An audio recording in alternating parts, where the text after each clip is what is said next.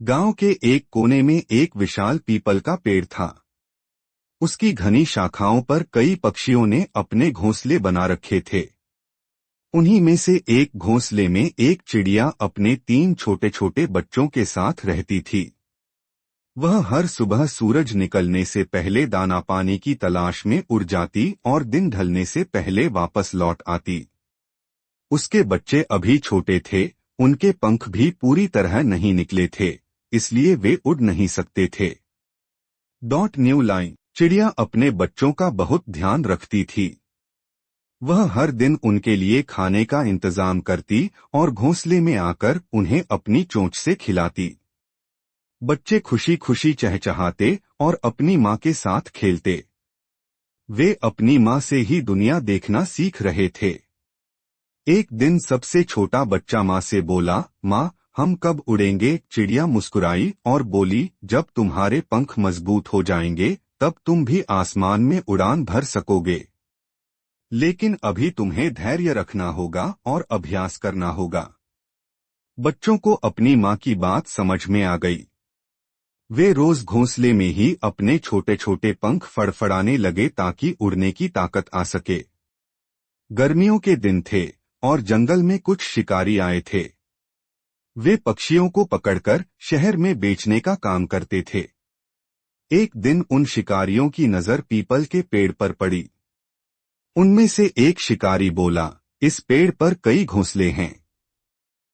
अगर हम यहाँ जाल बिछा दें तो कई पक्षी फंस जाएंगे। दूसरा शिकारी सहमत हो गया और उन्होंने पेड़ के पास जाल बिछा दिया।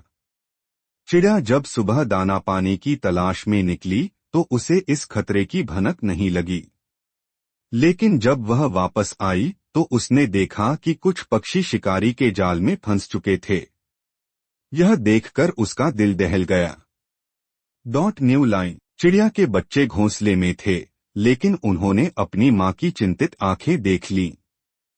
सबसे बड़ा बच्चा बोला, माँ, क्या हुआ? चिड़िया ने पूरी बात बताई और कहा, बेटा, हमें बहुत सावधान रहना होगा।